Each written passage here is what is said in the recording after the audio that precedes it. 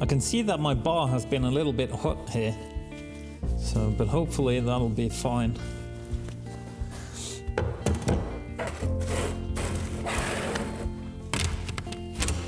Alright, so we have a few chains here. 1, 2, 3, 4, 5, 6, 7, 8 chains. So that should be pretty good for this season. If I sharpen all of these, I might have to resharpen all of them maybe once or twice. Depends how much we're going to be logging this year, but at least the quantity of chains is not going to be a problem this year, so that's good.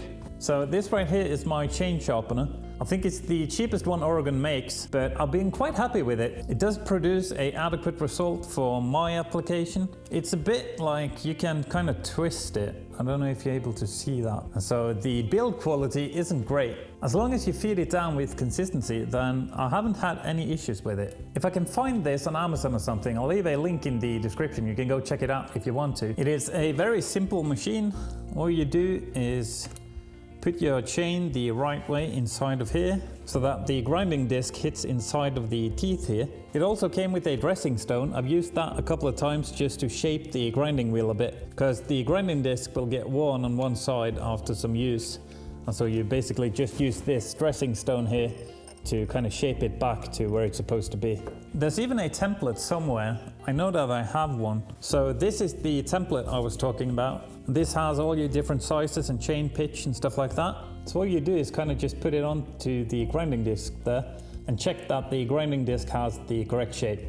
And then you have to adjust the screw right here in order to turn this thing, and that lets you dial in where your grinding disc will end up. And also, of course, you can adjust it side to side depending on the angle of your teeth. And so I always just try to line it up as best as I can to the original angle. It's probably 25. I find 25 to 30 degrees has been very nice for me, and that's what most chains are, so I'm just going to stick with that. If it's 25, I stick with that. If it's 30, I stick with that. And the more consistent you are with keeping the angle the same every time you sharpen it, the less material you have to take off the teeth in order to make them sharp, and that just makes your chain last for a whole lot longer. What I'm going to do now is just dial it in at 25, right there. That should be perfect, yeah. You don't want to take too much material, just a tiny bit, just so that the disc there is just barely touching. And then I pull this end of the chain a little bit just to tighten it up, because that gives me a consistent result around the chain. And then I tighten this down like that. I might be too little, but we'll try.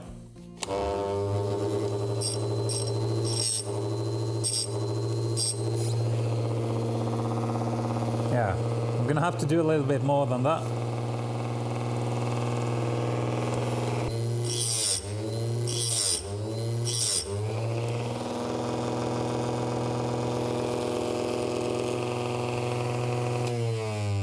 Another thing is that you want to be careful when you're grinding. You don't want to grind too long, because you'll risk hardening the tooth and then it'll just break instead of getting dull.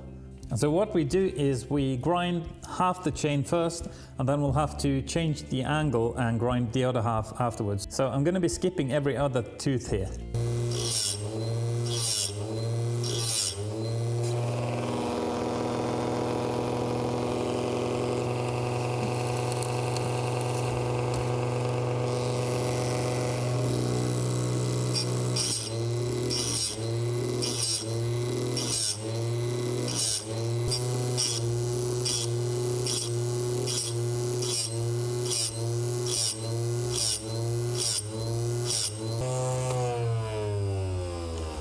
All right, we're done with one side. Now I'm gonna undo this, and we're gonna go the other way to 25 on the other side as well. So one thing you'll notice with this cheap machine here is that you can't tilt the head to match the angle. I don't know how well you're able to see that, but there's like it's kind of square filed. So it has this lip on top here. And when you're grinding with this machine, you can't really match that lip. You kind of end up just round filing it. So that's fine for my application, but if you have square ground chains and you would like to keep it that way, then you need to do it some other way. So you may notice that I'm taking off a bit much material. That's essentially just to remove that square file lip on top here and kind of match the tooth here to the shape of the disc on my machine here.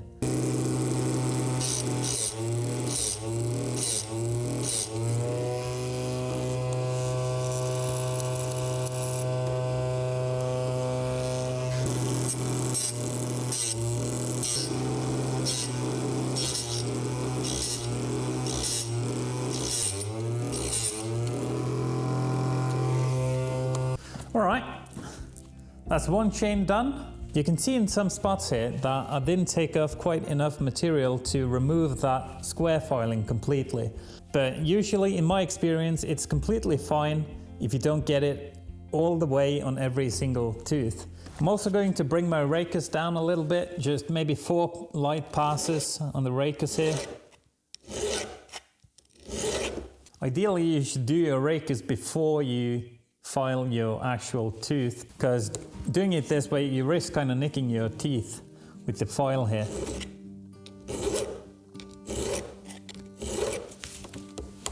Just be careful when doing your rakers, because if you take too much, then your chain could become way too aggressive for your saw.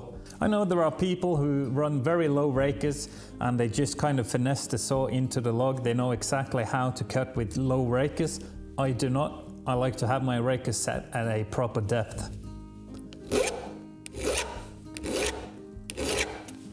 All right, so that's how I file my chains. So all I do now is I bring 3 fresh chains when I go logging, and then when I get back, I throw them in a machine and sharpen them up. And so I never file my chain in the woods anymore. And I've found when doing it on the machine all the time, it's much easier to be consistent with the grinding. And that way you take off way less material every time and the chain lasts a lot longer. All right, so my other camera died. And also I went inside just to get some heat in my body. I should have put on the overall winter thingy, but I didn't for some reason. So I'm going to finish up sharpening these chains. I'm not going to bore you too much with that. We'll do a quick time lapse.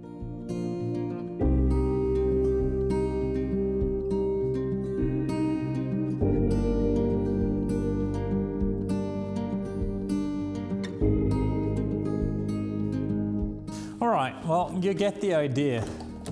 I'm not going to do all the chains tonight. It's getting kind of late.